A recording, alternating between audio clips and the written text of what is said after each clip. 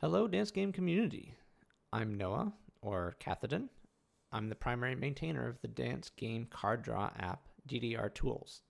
In this video, I'll be showing off some of the new features that I've been experimenting with for almost a year now, and I hope that they can make a big difference in how card draw gets used in tournaments, or at least how it's presented to viewers. This isn't in the current version of the app at the time of recording, but you can find a link to a usable version of these features in the video description. To start with, there's a few minor tweaks, such as the ability to add tournament labels here, where we can add player names like this. And that will apply to things like protects. Now give player names, or vetoes also, player names. And you can even mark the winner of a song as such. You can also save an image of the card draw as a screenshot in one click if that's useful to you. But the main feature here is network connectivity between individual instances, which allows you to share the draw results between devices. So in order to do that, we can go over to the network tab to assign ourselves a name on the network. There's a new tab here, and you can just make up a name. And for this demonstration, I'll just say left browser, and I'll click listen. It'll automatically assign me an additional 4 random numbers here, kind of the way Discord handles used to work. And now we're on the network and we're ready to accept connections from others. On this other side over here, I need to do the same thing. I'm going to go ahead and pick right browser and also pick listen. I can go ahead and just copy the ID here, paste it in here, click connect. And now we're connected between these two. And once we do that, a couple of as long as you remain connected here, and we can connect with more than one other browser, by the way. A couple of new options are going to appear here. This icon will now let us send a one-time copy of this draw over to my connected peer over here, like that. And if the options are displaying the tournament labels, those will be included as well. And the second thing that we can do is we can start a sync with another peer as well. And when we do that, it's going to show up, and now there's an extra icon here telling us that in real time, any changes that get made to this from either device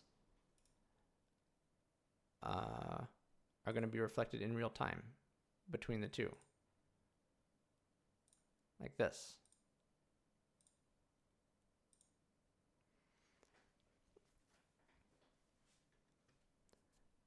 And finally, there's one more minor feature to like complete this little feature drop. You can now load DDR Tools into a stream layout directly as an OBS Studio browser source. The app will detect that it's inside of OBS automatically and hide most of the UI, allowing the song cards to show on their own with pure transparency behind them. And this, combined with the network connection, allows you to remotely control what you have on your stream layout without actually having to go into OBS or without having even to interact with the stream PC directly. In order to demonstrate that, we just have to add a browser source. Call it card draw for demonstration here. We need to grab the same test URL that we're using here. And your width and height here are important because that's going to determine the layout of the cards. Though if you give it a wide thing, you get a horizontal card draw. If you give it a narrow thing, you will get verticals. So you can play with this to get it to fit into your layout as you see fit.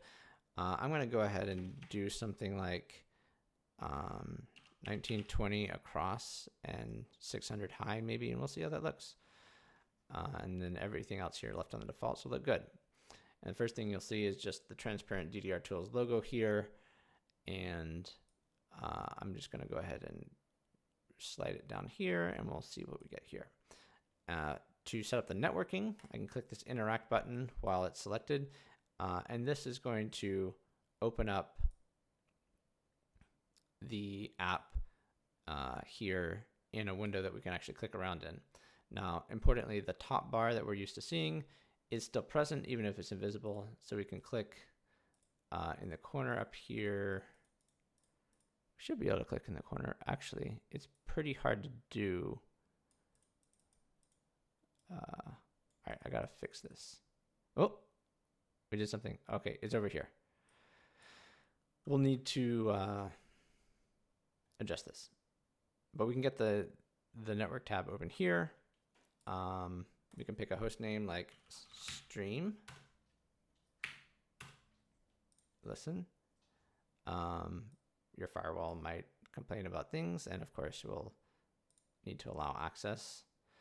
And then we'll need to connect to one or more of these other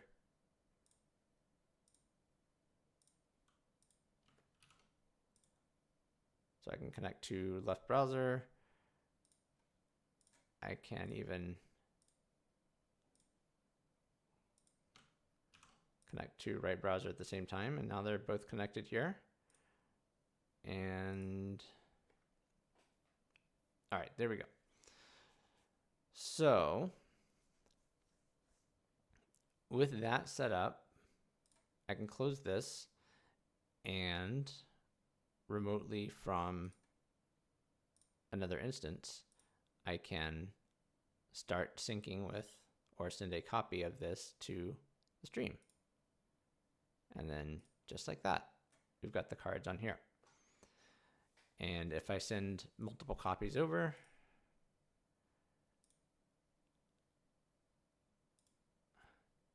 it's going to have the same behavior here where if we look at interact, you can see that it actually has multiple cards here, but they're just being scrolled off the screen in the same way that it normally would behave.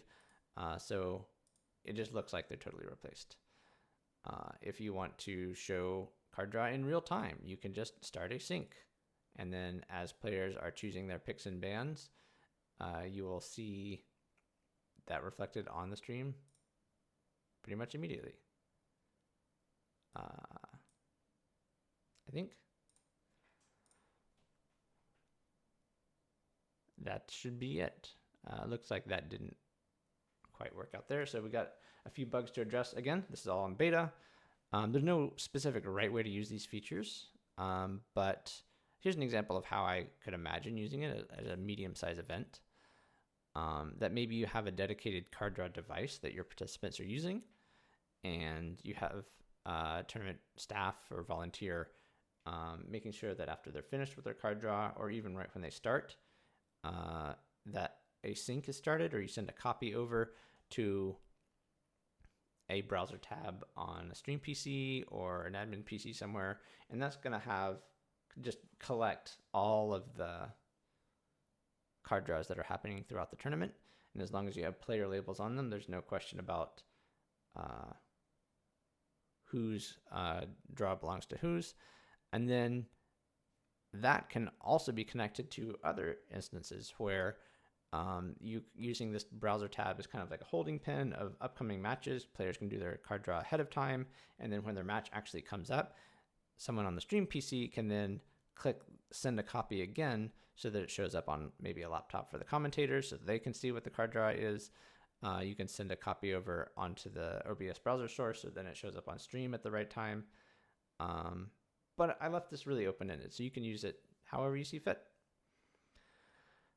So if you see any bugs in this, of course, you can contact me through the usual places. The Card Draw app has a link to Discord, which is probably the most reliable way to contact me right here. But yeah, that's all I've got for you today. I hope you find it useful.